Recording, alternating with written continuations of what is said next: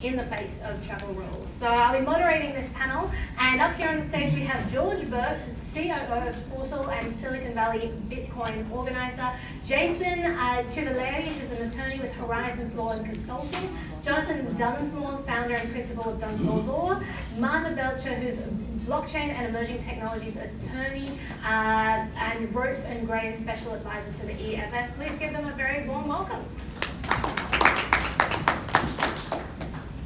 Okay, welcome everyone. And did I get your introduction? You got it. Okay. Wonderful. So we're talking about privacy on the internet and what giving over KYC information implies. And there are all sorts of things we have to keep in mind because we've heard a lot from the law enforcement perspective at this conference. We also have to realize that there's a huge burden placed on institutions to protect information, and often they don't do a good job.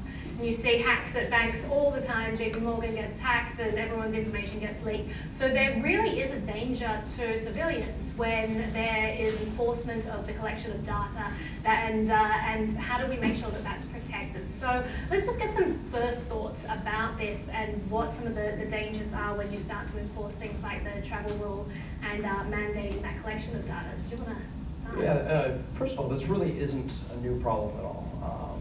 Something we've seen with banking regulations versus privacy. This question's gone for a long time. Maybe the most notable example of that was GDPR, which is the European Data Privacy Directive. Very staunch, privacy is as a fundamental right kind of mentality, and then you find out that it conflicts very heavily with BSA regulations in the US, filing KYC, AML, record collection, specifically if you're sending European citizen data from Europe to the US, now you've just violated GDPR, and yet if you don't do that, you're now violating BSA.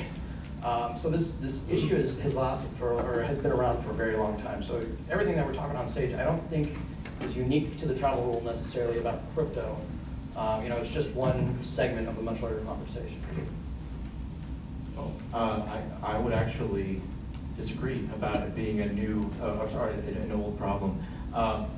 Yes, there is the problem of having to report information that is private to individuals, and we've certainly seen that for a very long time, but what we didn't see only recently is with the emergence of crypto and the immutability of the blockchain is where the problem comes into play.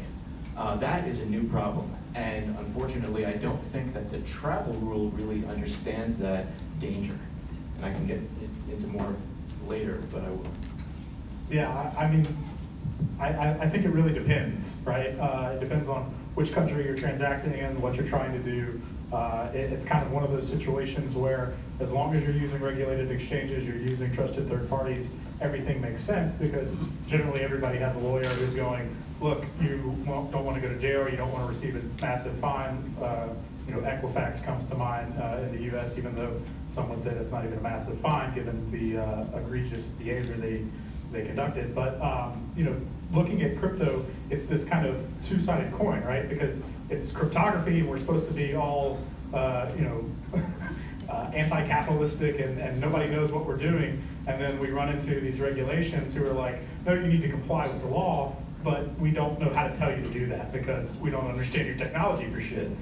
So it's this weird world of we have to abide by regulations, but we also have to advance the space. And for most of us, it falls back on the lawyers and as well as the technology people to go, all right, let's try to dog food this together and see if it works. I agree, and I think even beyond data breaches, one of the major issues here is that we're talking about deputizing companies to hand over troughs of data to the government, and with very little transparency or accountability. And really, for most users, the only thing standing between their very sensitive financial information and governments all over the world is just the policies of these individual companies. And I think you actually brought up a really good point. A couple of months ago, Binance, their KYC data was hacked. And it's something where immediately Binance comes up and says, it wasn't our data, this is a fake reporting. And then 2 weeks later, they very quietly admitted that it was actually their own kind of breach type of thing. And we're talking about these big banking regulations where by and large, very large institutions with years or decades complying with it, that we're now applying to these startups where a year ago the CEO bragged about how he lived out of Ritz-Carlton hotel rooms to evade governmental sanctions type of things. We think of Binance and all these companies as very secure, and yet in reality, none of them are older than 10 years old. They're brand new companies, much of them much younger than that. That's what comes along with that is that level of security and technical competence that might not be there. Even the big guys do get hacked, the Equifaxes and whatnot, let alone the Binances and the Coinbases, et cetera. Yeah, if you don't mind. I think that's where we're at the adolescent stage of this stuff. We're the weird pimply kid that's trying to figure out how this shit works. And we have an opportunity, and I think some of the other panelists have said this, to actually make the financial systems better and more secure. I think that's why most of us got into Bitcoin, because we didn't trust the banks. If anybody knows anything what Deutsche is doing right now, you should be fucking terrified, pardon the French. But those kind of systems are what, hopefully we're all trying to build, is more secure, more reliable systems that allow for not only privacy, but also security. And so when you have that kind of global initiative, in some sense, this little weird pimply-headed kid should be able to kind of perform, because we have everybody kind of marching towards the same goal. It may not be the same route. It may, Coinbase and Kraken and eToro and all these other guys may have different ways of going about it. But as long as we're in the same room talking about the same thing, we're doing way better than some of our compatriots. Right. George, did you want to elaborate on what you were saying before about immutability and how that changes things? Sure. Well, just to add to what you guys have been saying with the data collection,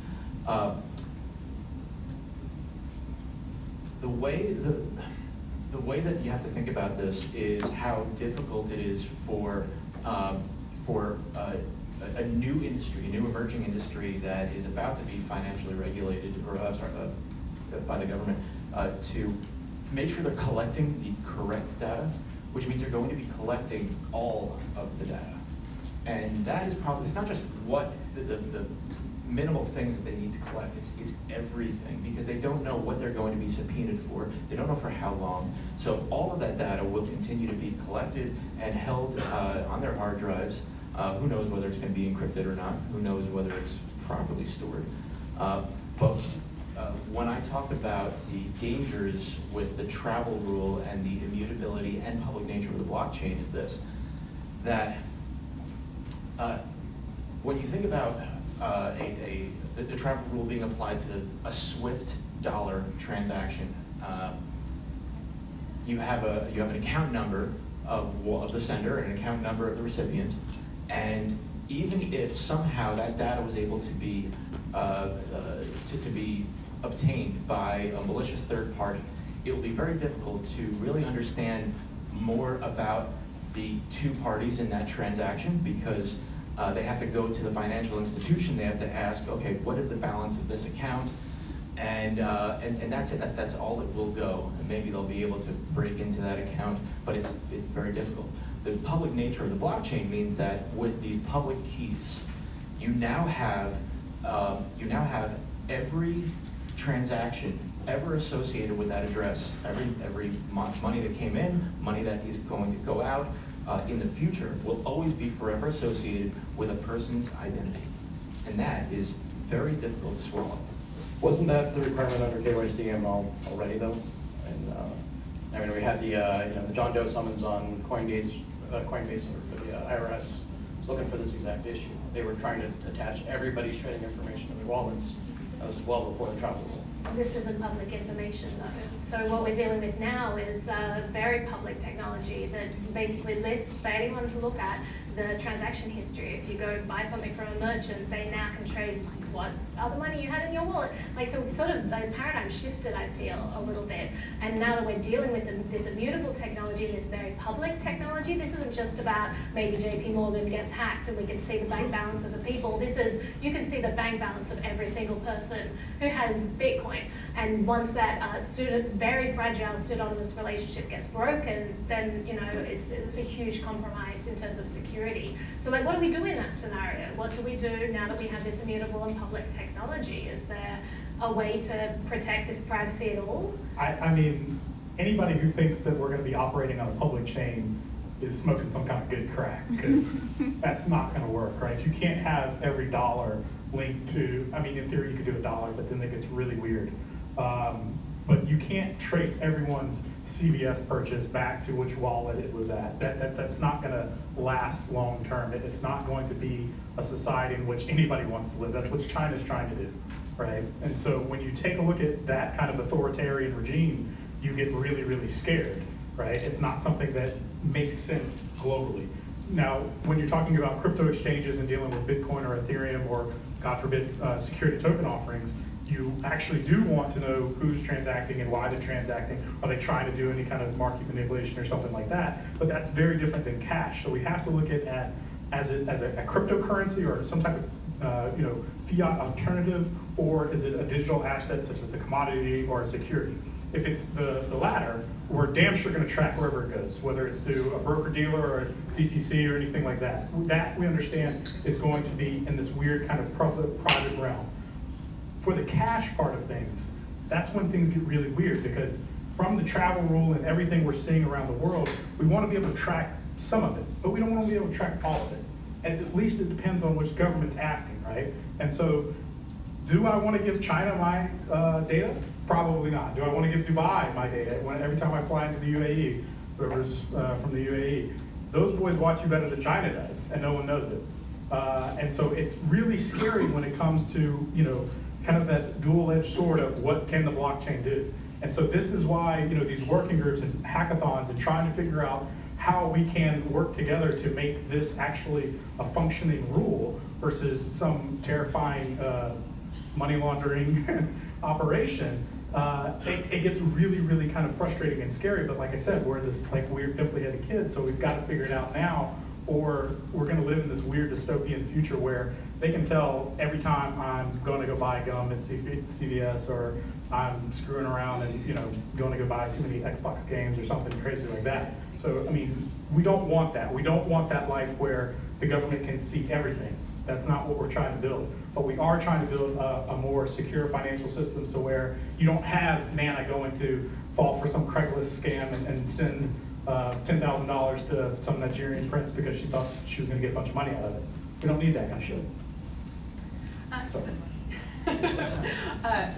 The place where privacy really breaks down in this space, because fundamentally a lot of this technology actually has the ability to enhance privacy, but the place where it breaks down is at these choke points, at the custodians, a lot of the companies that are in the room here. And what it really comes down to is, are these companies going to stand up for their users? And are they going to be transparent about, for example, the requests they receive? So it's pretty standard for tech companies, not yet for financial companies, to put out transparency reports and to say, in aggregate, this is how many requests we're getting from the government per year, and this is how many are coming from China, and this is how many are coming from the US. It's also pretty standard practice for them to, when it's not under a gag order, tell users that their data has been requested by governments. And it's also, I think, really important to note that these companies are also serving as financial censors. When they choose to shut down accounts, whether that's because the government somewhere has told them to do that or not, they're really a powerful tool for censorship. And so having transparency and appeals processes there, and frankly, just writing down what their policies are, what you have to do as a government in order to get this really sensitive data from users would be a huge step forward in user privacy.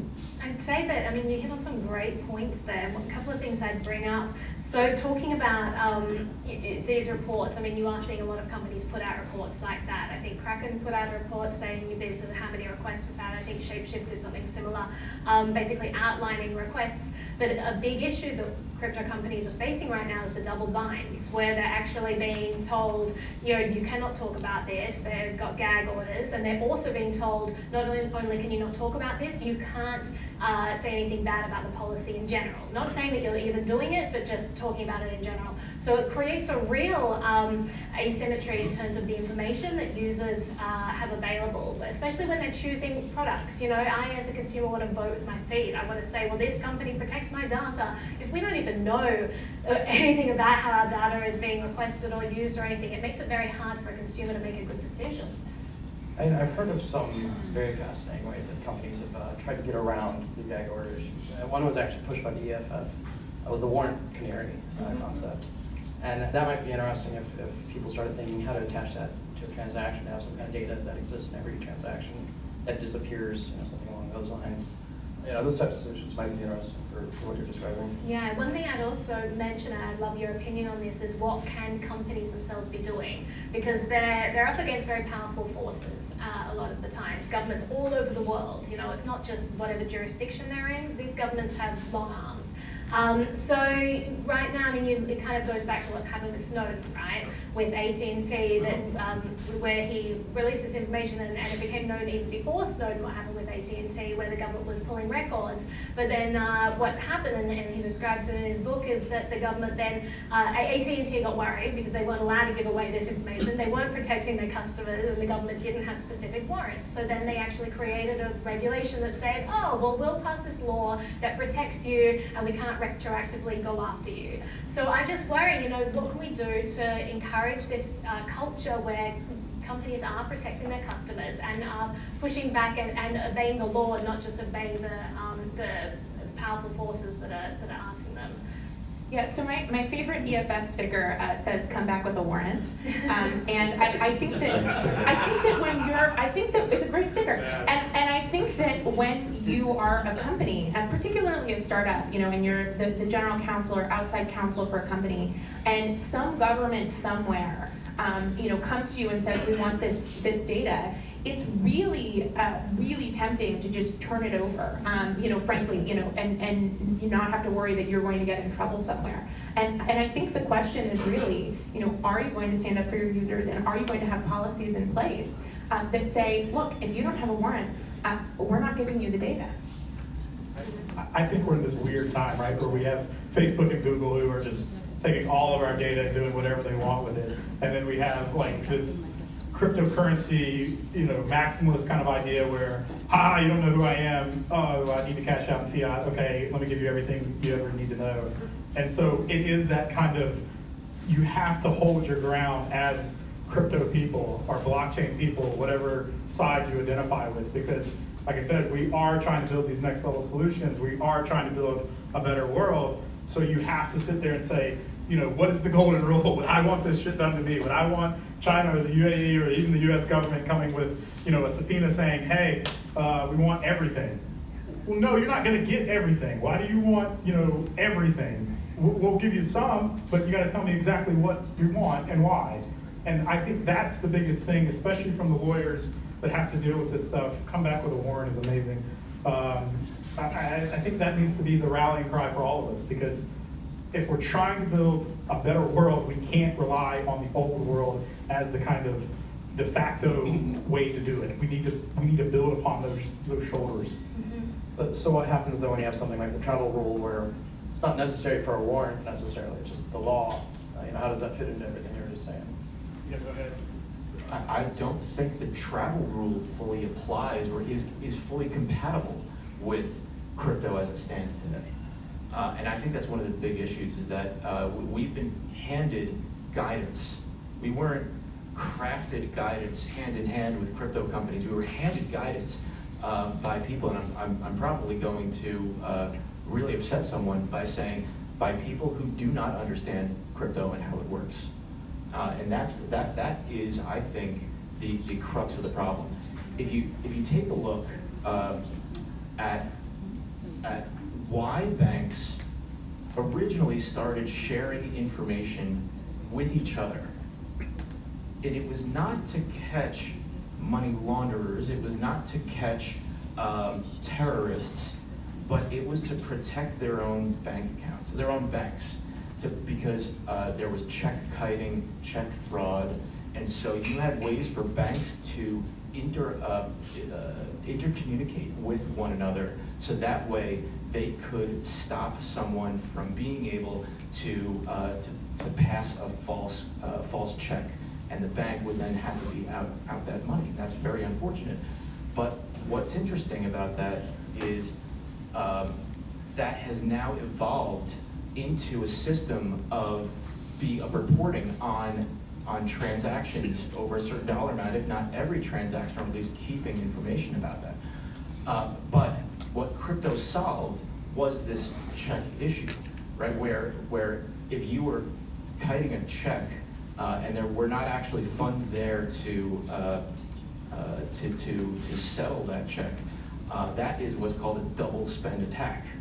For crypto people, you know that Bitcoin has solved a double spend attack in a very interesting way, where we can see the availability of funds because of the public nature of the ledger.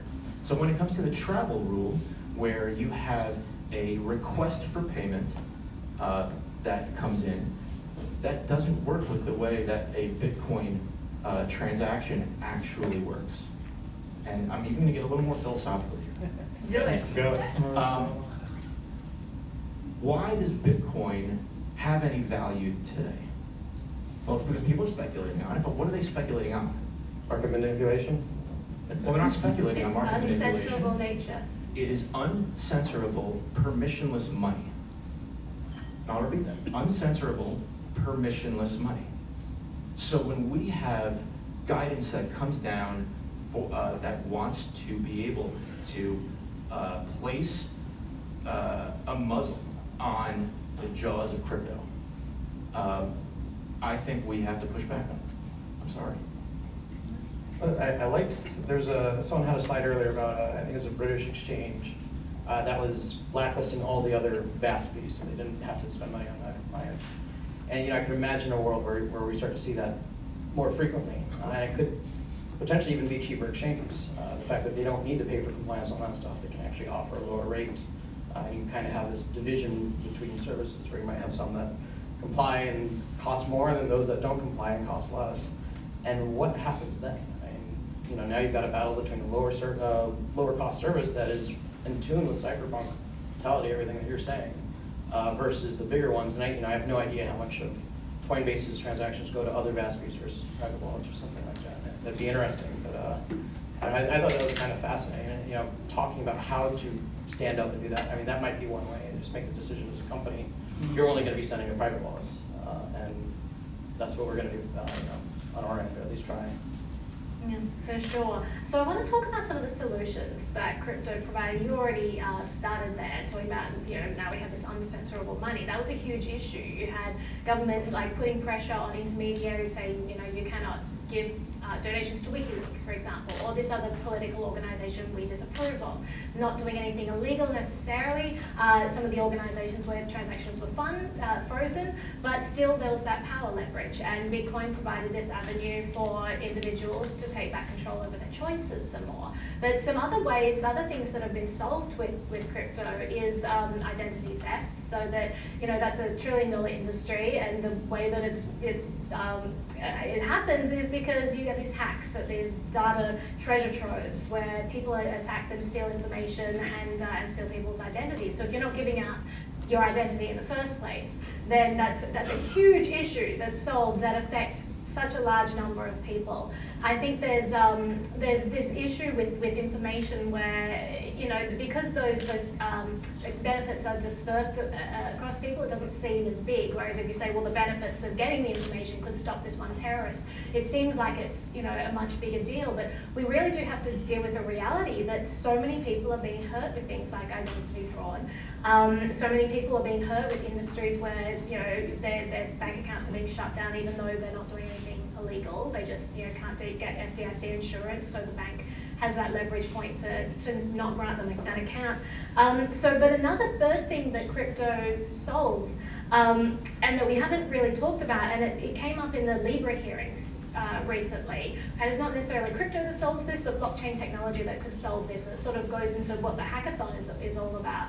And it was I really enjoyed those hearings, because it was the first time that I heard government actually talk about, what is money? Who should have the right to print money? All these questions that I'm like, I can't believe they're talking about this in Congress. But you had politicians literally saying, data is really important. How can blockchain technology potentially protect this data? data. So we are at a place now where we have this ability to decentralize trust, and that could be a mechanism for protecting this data, even if we do have to give it out to the world, even if the laws are enacted that force our hand in this.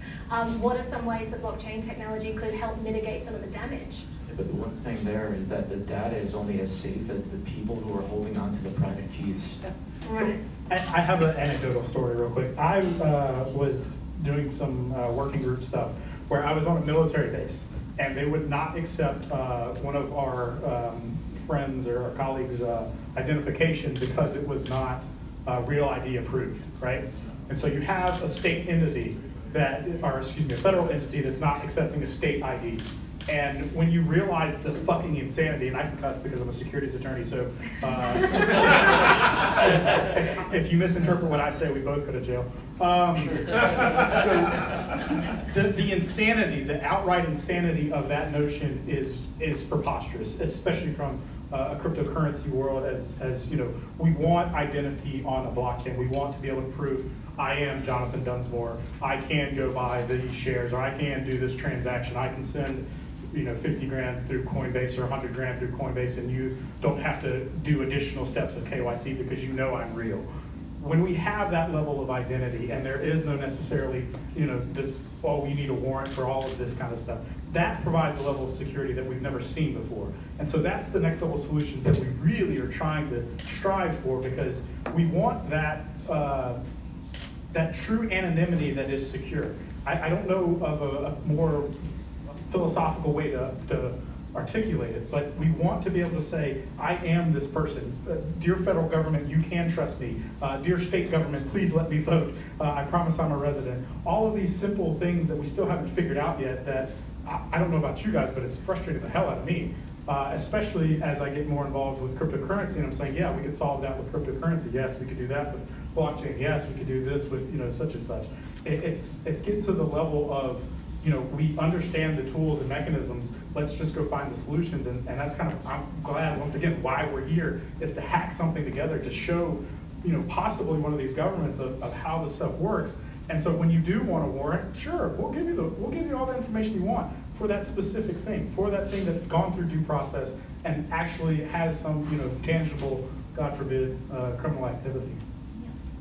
Sorry, getting on my soapbox. No, get on that soapbox. We want to hear it. Yeah, I think there are a lot of cool potential applications in the, medium term for data privacy. For example, storing your data off chain and being able to associate that with, its hash on the chain, where you can say, look, I'm going to have permissions where if you're a genetics researcher, right, you can have access to my health data, but if you're an advertiser, you can't. These are cool and exciting potential future applications, and it's easy, I think, to think of blockchain and cryptocurrency as solving a lot of those problems in the future. But I think really the more prescient issue is privacy right now, today, and particularly with what's happening with regulators. The thing is that I think regulators have a really deep fear of irrelevance, right? And so, when you have this question of you're looking at this new technology and it is really its own thing. It is something that is much more akin to cash than it is to something that should be part of a traditional banking system. But what you see is looking at it and saying, no, we need to put this into our traditional banking system, along with all the very real privacy implications. I think that's really the problem today. Right, and you are also seeing pushback against cash. I mean, a lot of us are saying well, we should just treat it like cash. They're not treating cash too well either. You got a lot of cash bans going on. They really, now that we have the digital infrastructure to track these things, if they can be tracked, it's obvious that people want them to be tracked. You talk about NSA's main prerogative, it's permanent data storage of everything in existence forever. So, I mean, that's a slippery slope that we need to be aware of. And now that we're coming to the point where we're regulating this stuff, we need to be having conversations about this.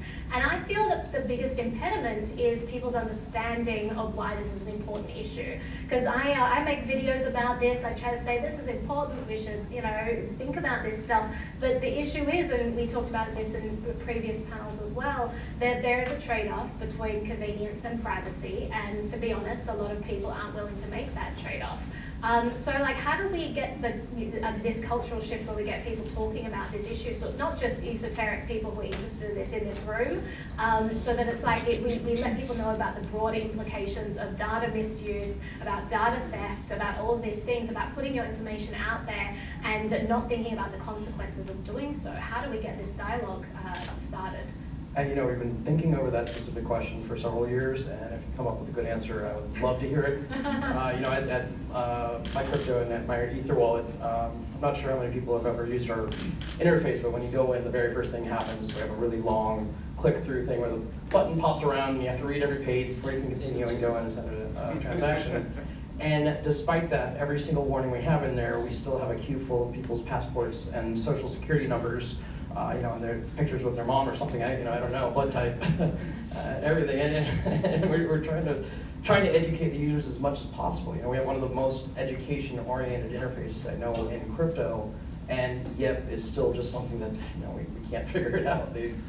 How do you force education on people who just want to go and make some money buying Ripple or play with some crypto kitties or something? Get hacked once. Yeah, right. It's another thing that I think is just seeing the real world implications of this. So there was a great exhibition in San Fran this past week, and it was in the glass room, and they showed you real practical examples of how data is being used. And I think that I'm up with this stuff, but walking in there, it's like different. I'll give you an example. So you stand in front of a screen and it looks at your face, and then it prints out this slip and it says, we have 14 instances of a similar face to yours in this database. Your identity has been compromised, is being used in this AI trading technology, and you're kind of like, whoa. Okay, you move on to the next one, and suddenly, there's a chart that shows every Wi-Fi access point in the vicinity, and you can see your device up there on the screen, and you can see where it's going and where it's going to, and you kind of go, okay, that seems like a security risk. You go to the next one, you put your phone down, you scroll through Twitter for 2 minutes. It tells you how much money you've generated for the companies, how they've used the data. They target your face. They say, looking at your face while you scroll, what information they got from that. Did you seem nervous? Did you seem happy? Like, it's overwhelming seeing this stuff in practice, like what data is actually being used for, but it's not just this abstract concept. I'm going to take that a step further and throw the UAE under the bus again. When you go to the UAE, there's I think it's 7 cameras in the taxi cabs, as well as listening devices or things of that nature. And that is to facially recognize you. So if you do anything, if you're drunk and you throw up on the taxi driver, not that I've done any of this stuff, then you go to leave the UAE, and guess what? You're hit with this fine. And whatever that fine may be, you have to pay it or you don't leave. And so they have that, as well as a couple other things that really start getting to that dystopian kind of world where, blockchain you can use for good or you can use for bad. And so when we're talking about, solutions for the chain, let's look at what we have right now. I think of HIPAA data and all of the uses for all of this information that we readily give our medical and healthcare providers that we just simply don't use it. It's not a violation of HIPAA as long as you randomize it, as long as you don't have any identifying information. We don't use it. We barely even scratch the surface of things that we can identify. It's starting to be done. There's a number of companies in California specifically, they're starting to say, hey, we're noticing a trend. We're noticing that there's more higher rates of cancer in this one area. Why could that be? Oh, well, there was a DuPont spill 50 years ago and everybody's been drinking contaminated water. So when you have on-chain kind of identifying information that could possibly tell you that, hey, guess what, now you're entitled to this settlement because we've linked your cancer back to this oil spill or this chemical spill from the 1950s, that's when you're starting to really kind of, move to next level thinking. But it's those still same problems that we have right now that we just need to apply blockchain to and see what happens. We don't need to go looking for, extra problems to solve. I hate when people build solutions for shit that doesn't need solutions for. But in this case, we have real world problems that we could use blockchain for. So once we kind of do that there and see how they work, we can start expanding to everything else from, the travel rule to securities on the blockchain. I mean, Paxos has done, great work with their new the no action letter that's really going to kind of expand this space and see what happens. That's the kind of stuff we need. We need this stuff to be on chain that's already out there. And encrypted on chain so Yeah, that people encrypted on have full chain. control over their own data. God forbid, Use, yeah. without their consent. That would be amazing. That would be amazing. Let's create that thing. Tell the hackers in the next room we've got some ideas. None of them are here. They're not hearing any of this. So just talking about that, just like seeing this real world use of data, and as I mentioned, we really are at this turning point, and I sometimes wonder if the conversations we're having are the wrong questions, because at the moment they're saying like, well, do people have permission to send each other peer-to-peer money? Do people have permission to share blueprints on the internet for 3D printed things that shouldn't be 3D printed? And I think the real question is, I mean, we have the technology to do that now. People can do that, and we shouldn't be saying whether or not they're going to allow us to do that. It should be, what do we do now that this is inevitable and this is the reality? How do we deal with this reality? And I think it's it's a mind shift that needs to happen. And I think a lot of regulators, as you mentioned, maybe there is this fear of like, well, maybe my department is irrelevant if we move fully into the blockchain crypto world. So I just wonder if we're applying archaic rules onto a new tech, and we should be completely thinking about this in a different way. And like, I'm not a Luddite by any means. I love tech. I'm terrified of data collection, but I feel like tech can both be a tool for creating this Orwellian future, or we could be looking at using great tech that protects our privacy and protects ourselves as individuals, raises our standard of living because we don't have to deal with these data hacks all the time. So, walking that balance between like using tech for good and bad, like walk me through some of the areas where you think that this could be most effective. That's an interesting question. I think history doesn't necessarily repeat, but it echoes. And thinking of all the ways things could go wrong just by having these rules that are being placed. I don't know anybody that I've talked to that says, the travel rule is a good thing. It's solving a real world problem that exists right now. I don't know if there's anybody who thinks that's correct, but everyone's sort of, we need to comply with it. But back in the 90s, there were several very large banks. I think Citibank, I might be wrong, but it was one of the banks that was found to be selling off their customers' account numbers and account information. Things things that now we're so used to not that even being allowed. They were selling it, marketing off, and they would have some where they'd have third-party partners sign up their customers for subscriptions that they didn't actually sign up for and start charging them, and would start billing them monthly on it, and you as the customer had to catch it and then go notify to turn it off. And that practice ultimately turned into what became GLBA very, very strictly denied that. But now if we were to say GLBA doesn't apply to crypto yet, or we don't have any law for that specific thing, what's to stop that to start happening again, especially worldwide? If we're sending information on U.S. banking partners to someone in UAE or something like that, and the bank in UAE starts selling off that information, there's a lot of we haven't really been infected by the marketing bug as badly in crypto as sort of the legacy web, but it'll come, it'll catch up, and now we're going to start talking about that type of stuff, especially when you can see all of the transactions that have happened in the past. It's not just a number and an amount. Sure, and maybe a different way to phrase the question. So I look at the travel rule, this is not a new thing. They're just saying we need to apply this to crypto, but banks have been heavily regulated for a long time, and they've been watched, and we're trying to catch money launderers and all this, and yet every year banks are hit with billions of dollars in fines for fraud, for money laundering, for all of these things that these laws purport to stop. So Not enough. Not enough. So what do we do in a situation like that? Is this just adding undue burden onto something? Is it not really going to help when you just see it happening? It's rife in traditional finance, and we haven't been able to stop it. We know the solutions to most of this. We just need to solve it. I think that banks are, for the most part, very greedy assholes. And when you recognize that maxim and you work backwards from it, I think that's when you start, like I said, building on that foundation. Building next level banking, building something that doesn't involve fractionalization to the point where we're over leveraged. Those kind of societies are what we're trying to work on. That's why we're all here, I believe. I don't think anybody here is trying to build ICOs that are just going to bust. I think that world is over, and I hope that world is over. So I think looking at the current problems that we have in the marketplace and then figuring out how this technology can better solve those issues is what makes the most sense. And take it from the granular level. Don't try to revolutionize all of banking yet. I know there's some people that are trying to do that, and God help you. But if you start small and build from there, I promise you it'll work. I swear to God it'll work. I've seen it.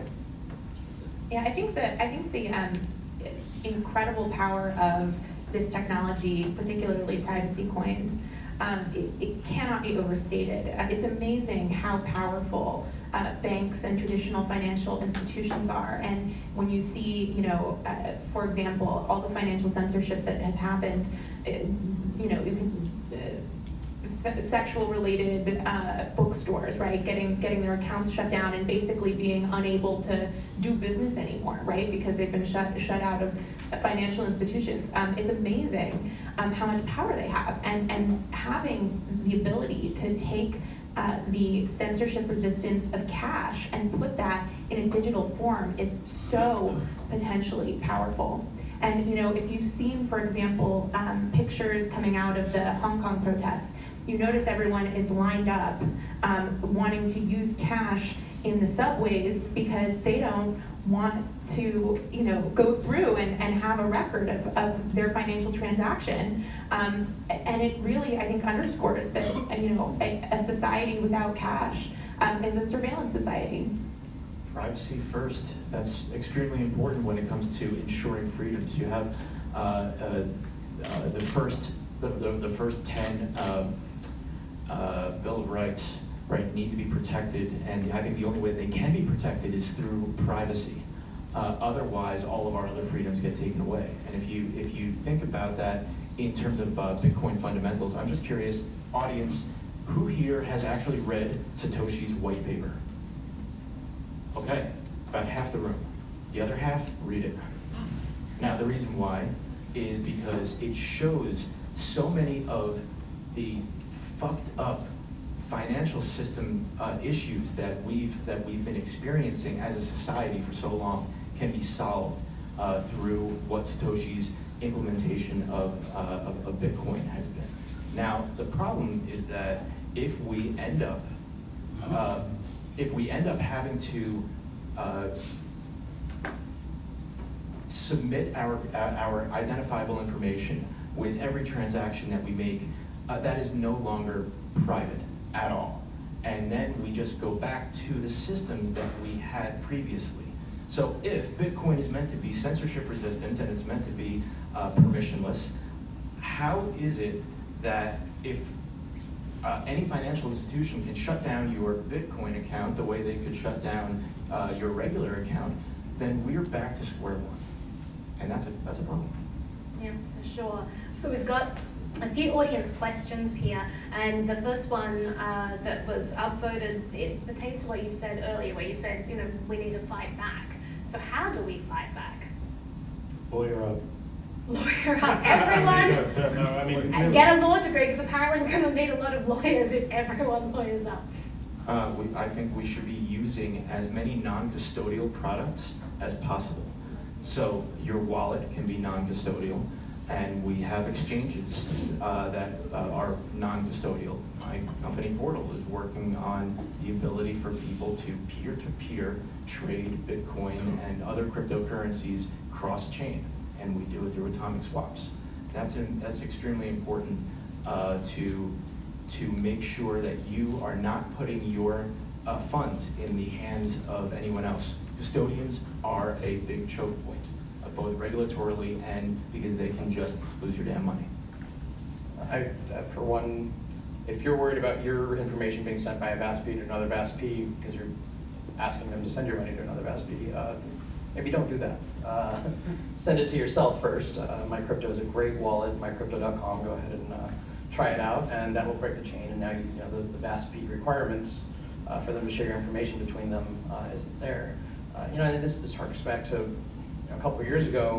One of the big mantras in the space was don't leave your coins on an exchange anyways. That's bad form. It really isn't something that you should be doing, leaving it in a centralized service if you're not trading it at that exact moment. It should be leaving anyways and going to your wallet, and if that's the case, then you won't be having these data sharing happening on you. So again, how do we educate people to do that?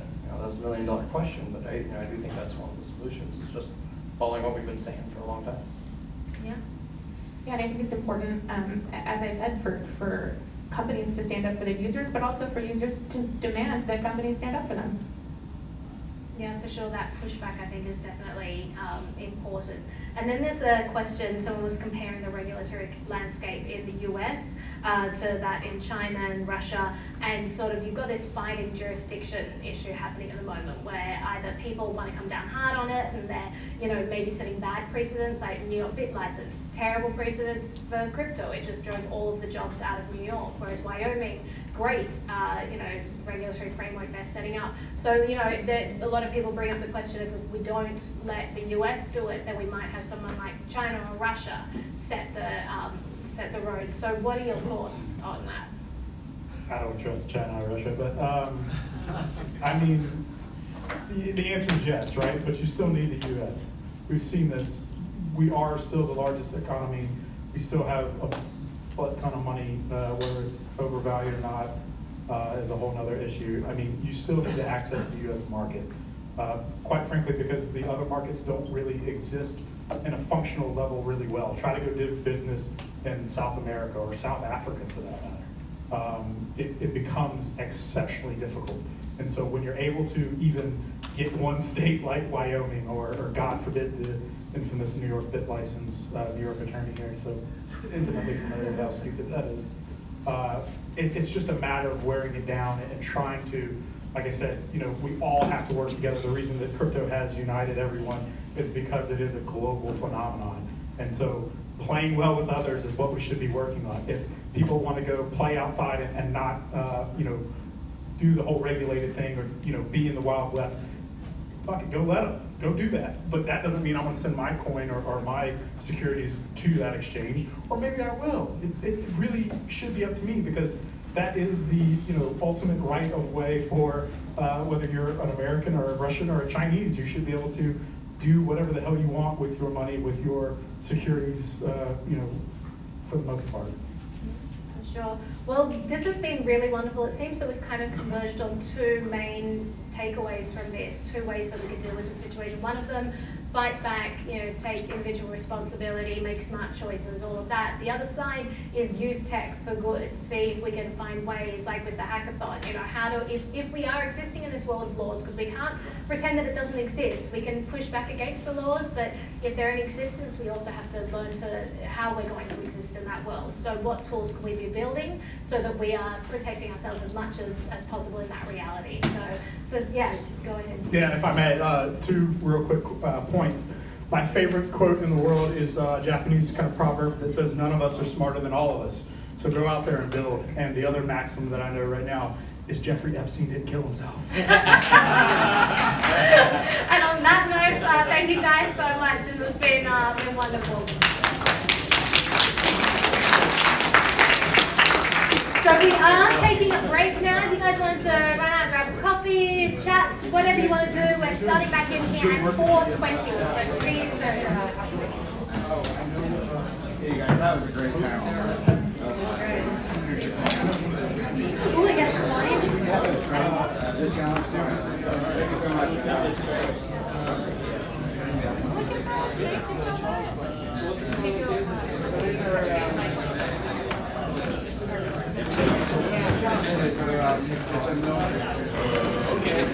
Thank you so much.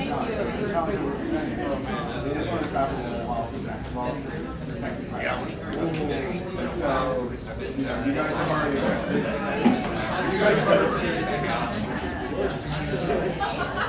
I love the very practical fight back.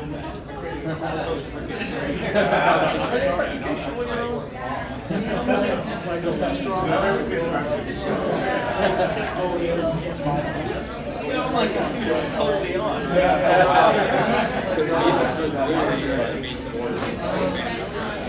It's totally more like, oh yeah, Right, it's not like you can't go, it's always your optimized for those formats. That's smart, rather than having a store like